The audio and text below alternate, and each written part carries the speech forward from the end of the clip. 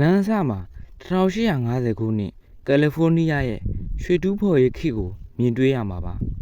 ဇက်လိုက်မလေးဆာရာဟာငယ်စဉ်ကတည်းကအရန်ချစ်စရာကောင်းတဲ့ကလေးမလေးတစ်ယောက်ပါဒါပေမဲ့သူမရဲ့ဘဝဟာကံဆိုးလွန်းပါတယ်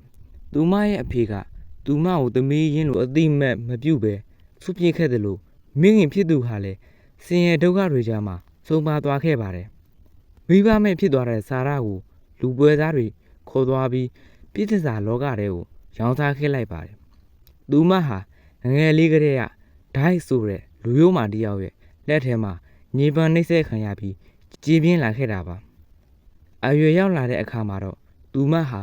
ဆာရာဆိုတဲ့နာမည်နဲ့မြို့ရဲ့အလှဆုံးဈေးအကြီးဆုံးပြည့်စစာဖြစ်လာခဲ့ပါတယ်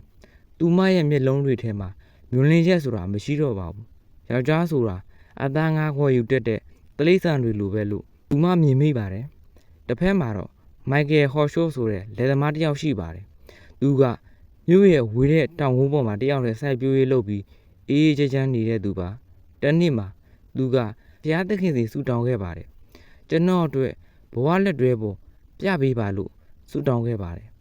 မြို့ထဲကိုရောက်သွားတဲ့အခါမှာတော့လမ်းပေါ်မှာ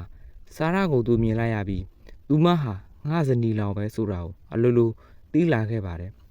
မိုက်ကယ်ဟာဆာရာရှိတဲ့နေရာကိုသွားပြီးသူမကိုပိုက်ဆံပေးကစကားပြောဖို့ကြိုးစားခဲ့ပါတယ်တခြားယောက်ျားတွေလိုသူမရဲ့ခန္ဓာကိုယ်ကိုအသုံးချဖို့မဟုတ်ပဲ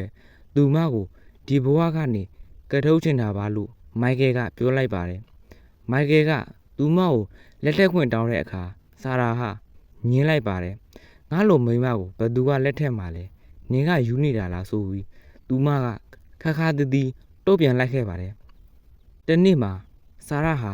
သူမကိုပါဆိုင်ခြင်းတဲ့လူတွေရဲ့လက်ချက်နဲ့ပြင်းပြင်းထန်ထန်အရိုက်ခံရပြီးတဲလူမျိုးမှဖြစ်သွားပါတယ်ဒီသတင်းကိုကြားတဲ့အခါမိုက်ကယ်ဟာသူမရဲ့ကြွေးမီးတွေကိုအကုန်ဆက်ပြီးသူမကိုအိမ်ကိုခေါ်လာခဲ့ပါတယ်သူကသူမကိုဆက်ရှိလက်ရှိပြုစုပေးစိတ်ကူးပေးခဲ့ပါတယ်သူမတတိယလာတဲ့အခါ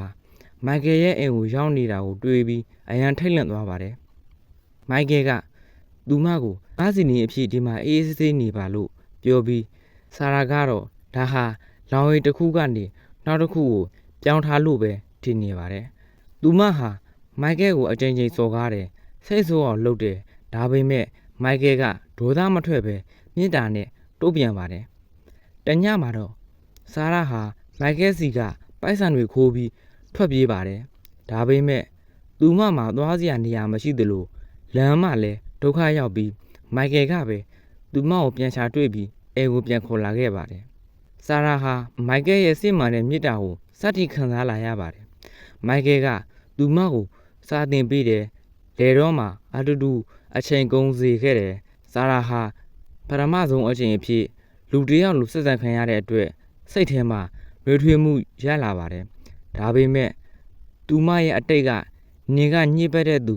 နင်ကအချစ်နဲ့မတန်ဘူးဆိုတဲ့အတွေးကသူမကိုအမြဲချောင်းလန့်နေပါတယ်သူမဟာမိုက်ကယ်နဲ့ပျော်ရွှင်နေပေမဲ့ငါကြောင့်မိုက်ကယ်ရဲ့နမီပြက်လိမ့်မယ်ငါကသူ့အတွက်မကောင်းဘူးလို့တွေးပြီးဒုတိယအကြိမ်ထပ်မံထွက်ပြေးပြန်ပါတယ်ဒီတစ်ခါမှာတော့သူမဟာမြို့ကြီးကိုသွားပြီးအလုတ်ကျန်းတွေလောက်ကင်ရင်ကိုယ့်ခြေထောက်ကိုရက်တီဖို့ကြိုးစားပါတယ်သူမဟာအတိတ်ကဆာရာမဟုတ်တော့ပဲပန်နီအဖြစ်ရှေ့တန်းဖို့ကြိုးစားခဲ့ပါတယ်ဒီကာလမှာသူမဟာအခက်အခဲပေါင်းစုံကြုံရပေမဲ့မိုက်ကယ်သင်ပေးခဲ့တဲ့ခန္ဓာရည်နဲ့ဘုရားသခင်အပေါ်ယုံကြည်မှုကိုအသုံးချခဲ့ပါတယ်နေ့နဲ့ငယ်ကြာပြီးတဲ့နောက်မှာပန်နီဟာရင်းကျက်တဲ့အမျိုးသမီးတစ်ယောက်ဖြစ်လာခဲ့ပါတယ်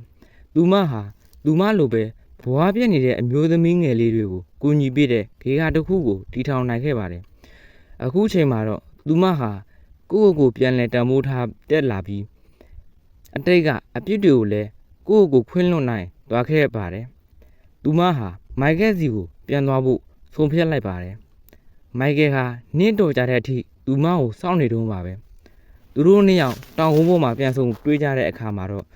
ဘသူမှတယောက်ကိုတယောက်အပြစ်မတင်ပဲပွေးဖဲခဲ့ကြပါတယ်ပန်နီကကျမအိမ်ပြန်လာပြီလို့ပြောတဲ့အခါမိုက်ကယ်ကမြို့ငါအမြဲစောင့်နေတာပါလို့ပြန်ပြောလိုက်ပါတယ်ဇလန်းဆုံးမှာတော့သူတို့နှစ်ဦးကကလေးငယ်တစ်ယောက်နဲ့အတူပါရတဲ့မိသားစုဘဝကိုပိုင်ဆိုင်သွားကြပြီးဇလန်းလေးပြီးဆုံးသွားခဲ့ပါတယ်